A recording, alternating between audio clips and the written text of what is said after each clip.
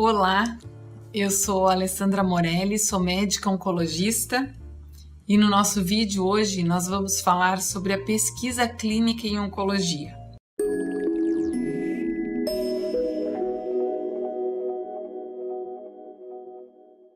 Muitos pacientes nos questionam a respeito da segurança de participar de uma pesquisa clínica com novos tratamentos e novos medicamentos. E é por isso que nós vamos falar um pouquinho hoje a respeito disso. A pesquisa clínica nada mais é do que a utilização de uma medicação nova através de um estudo clínico ou de um teste. Todos os tratamentos que nós utilizamos hoje em dia já passaram por vários processos e que são relativamente longos, desde a sua descoberta até a sua aprovação na população em geral. Basicamente, existem algumas fases fundamentais, que são a fase pré-clínica, onde aquela molécula é testada em culturas celulares e em animais, principalmente camundongos, e nesta fase nós vamos obter as características farmacológicas daquele novo tratamento, algumas características de resposta a determinados tumores e nós vamos estabelecer já alguma dose mínima a ser iniciada em seres humanos. Passada a fase pré-clínica, nós vamos para a fase 1, que é a etapa onde são convidados pacientes que já utilizaram vários tratamentos aprovados e que a doença não respondeu ou a doença progrediu àqueles tratamentos utilizados até então. Nesta fase, os pacientes receberão doses escalonadas daquele medicamento para que se possa identificar a dose mais adequada em seres humanos. São feitos vários testes de farmacologia em exames de sangue para que se possa identificar melhor ainda as características da ação antineoplásica daquela célula.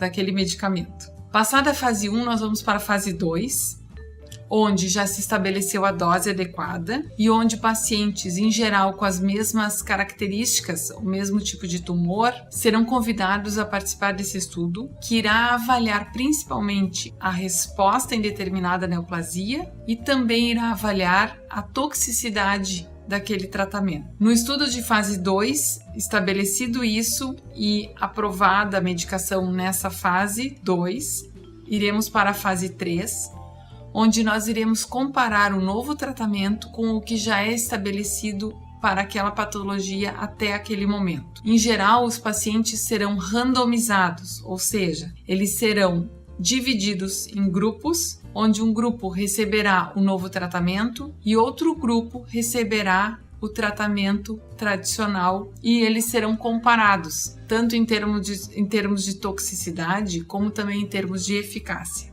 Todas essas fases, elas devem ser devidamente documentadas, devem ser avaliadas com rigor e publicadas em revistas internacionais com confiança e com muitas vezes até se realizam auditorias nos centros onde foram realizadas essas pesquisas para que se tenha a garantia de que aquilo que foi publicado realmente foi realizado.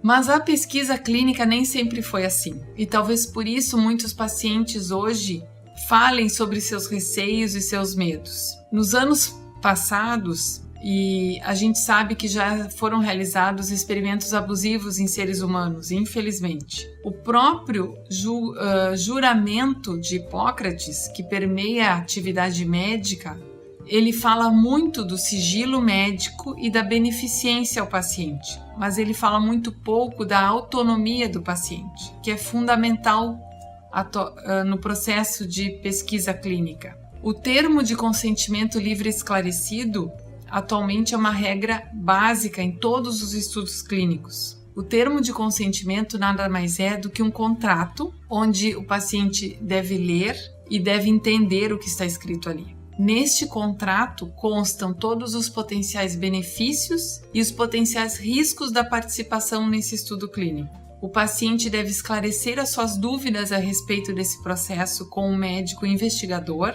Muitas vezes um familiar participa também desse processo e o paciente deve assinar e datar esse documento.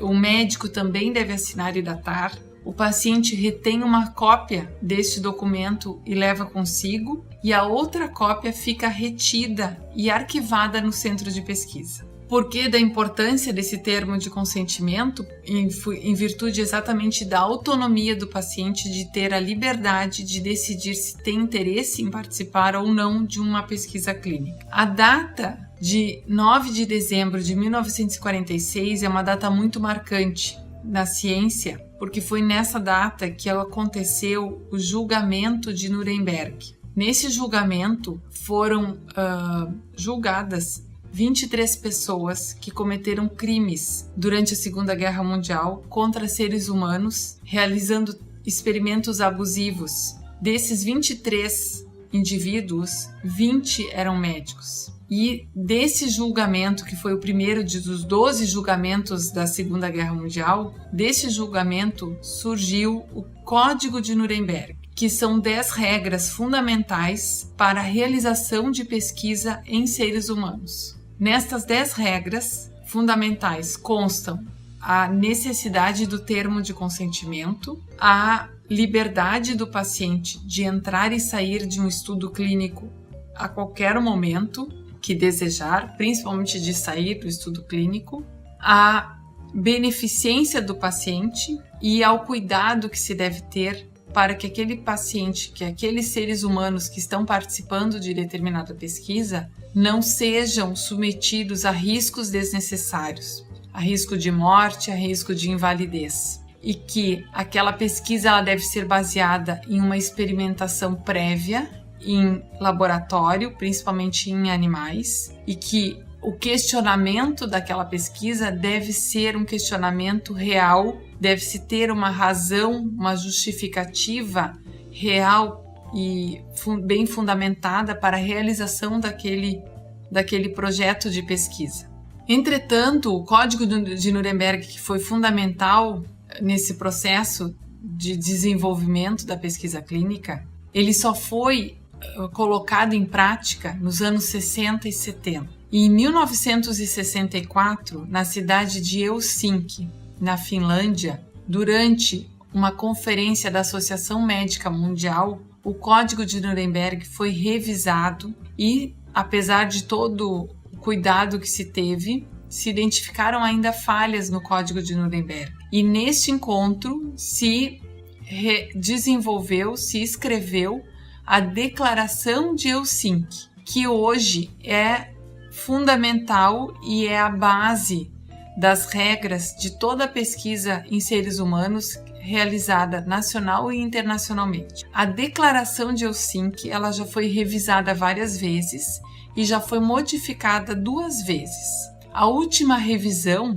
aconteceu em 2013, em um congresso também da Associação Médica Mundial, que aconteceu aqui no Brasil, na cidade de Fortaleza.